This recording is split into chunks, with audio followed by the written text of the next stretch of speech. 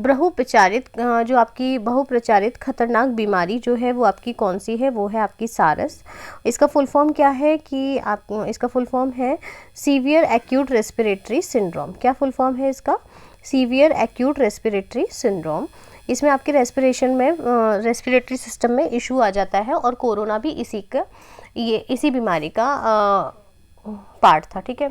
Mollusca group के अंतर्गत कौन सी जंतु या कीट आते हैं? तो आपके जो पाइला पौधे होते हैं ये आपके मोलस्का ग्रुप के अंतर्गत आते हैं। कौन से? पाइला पौधे मोलस्का ग्रुप के अंतर्गत आते हैं। फिर आता है आपका इकाइनोडर्मेटा संघ के अंतर्गत मुख्यतः कौन से जंतु आते हैं? तो ये आपके तारा मछली, ब्रिटल स्टार, समुद्री खीरा, ये सारे आपके जो है इकाइनोडर्मेटा संघ के अंतर्गत आते हैं।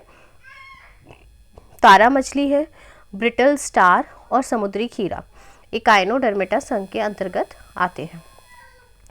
ब्रिटल स्टार इकाइनोडर्मेटा में है, समुद्री खीरा इकाइनोडर्मेटा में है और तारा मछली इकाइनोडर्मेटा में है। मनुष्य का पाचन क्रिया का प्रारंभ कहाँ से होता है?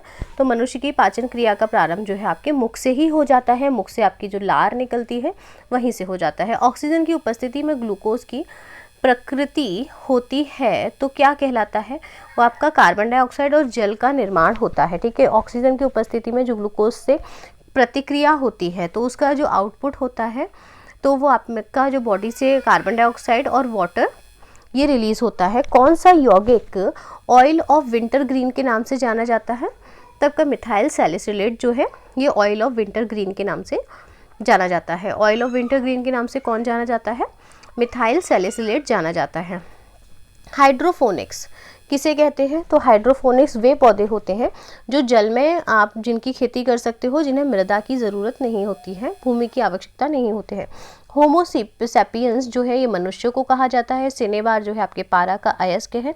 किस कोशिकांग को? फ्रेंड्स ये बहुत ही इंपॉर्टेंट क्वेश्चन है अभी के पेपर को देखते हुए, और उन्हीं को ढूंढ करके फैक्ट्स हम आपके सामने लाए हैं जो अति संभावित हैं आपके। यही क्वेश्चन आपको पेपर में देखने को मिलेंगे, गारंटी है। अगर ये क्वेश्चन आपको ना मिले पेपर में, अब ये मत बोलना कि सबके पेपर में आ जाए। अरे भाई एक दो क्वेश्चन आता है ना तो वो है, तो फिर ये वीडियो डिलीट मार देंगे अगर नहीं मिला तो।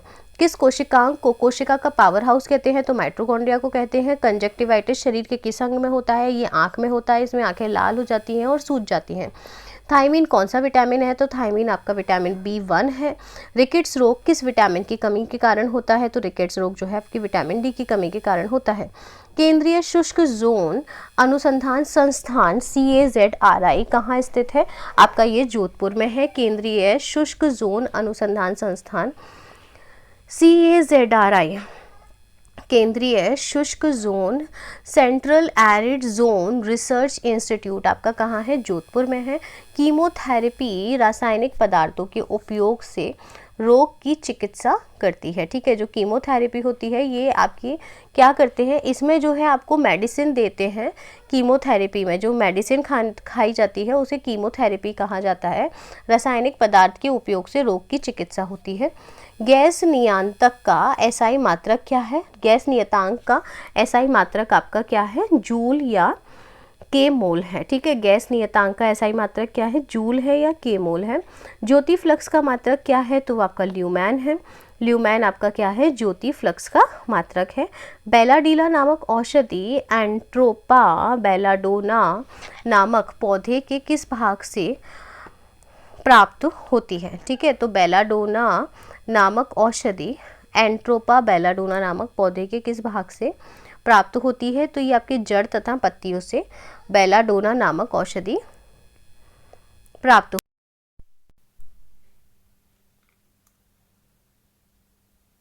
बेलाडोना नामक औषधि जो है एंट्रोपा बेलाडोना नामक पौधों के किस भाग से प्राप्त होती है? तो ये आपके जड़ तथा पत्तियों से बेलाडोना नामक औषधि प्राप्त होती है। बेलाडोना नामक औषधि एंट्रोपा बेलाडोना नामक पौधे के किस भाग से प्राप्त होती है? जड़ तथा पत्तियों से, ठीक है। फिर आता है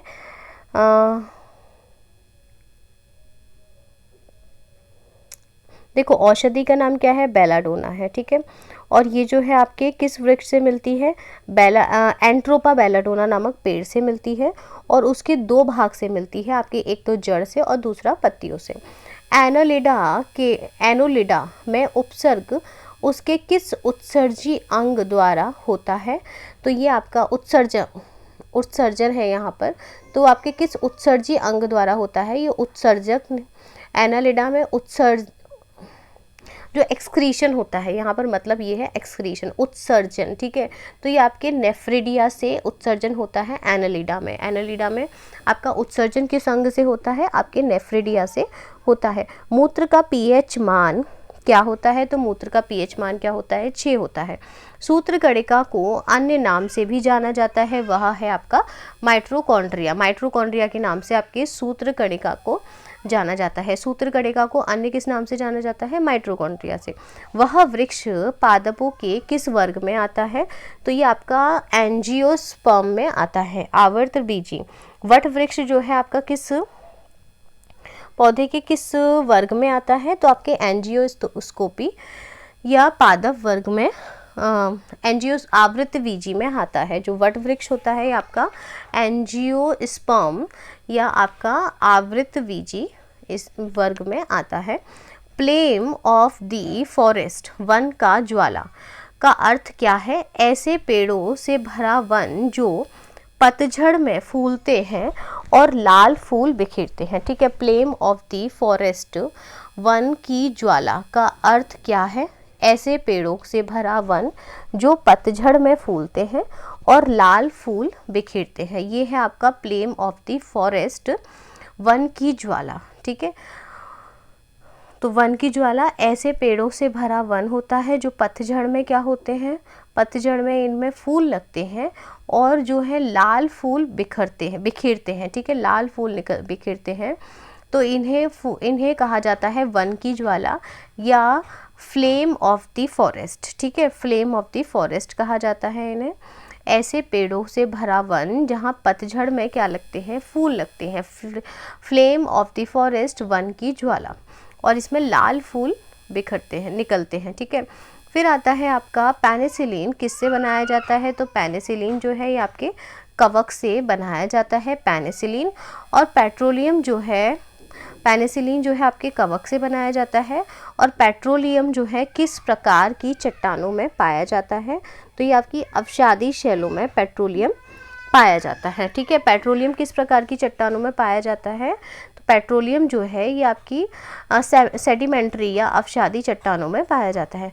फ्रेंड्स, ये हम आपके लिए बहुत ही ज़्यादा जो अभी पेपर चल रहा है उस बेसिस पे एनालाइज करके ये इंपॉर्टेंट क्वेश्चन लाए थे। कल आपको एग्ज़ाम में देखिएगा इसी में से ज़रूर क्वेश्चन मिलने वाले हैं, ठीक है। तो ये आप कवर कर लीजिएगा अच्छे से। Thank you so much.